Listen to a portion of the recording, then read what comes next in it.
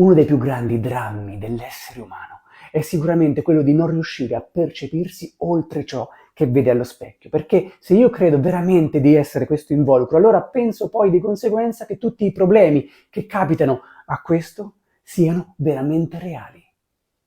E poi che succede? Allora inizio a fare il lavoro su di sé, inizio a prendere delle nozioni a livello spirituale, però le fermo qui, a livello mentale.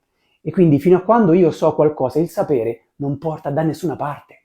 Se non ci spostiamo da qui, dalla mente razionale, al cuore, all'intelligenza del cuore, perché anche il cuore ha una sua intelligenza, il percepire, fino a quando non ci spostiamo, fino a quando non facciamo questo switch dalla mente al cuore, non cambierà assolutamente nulla.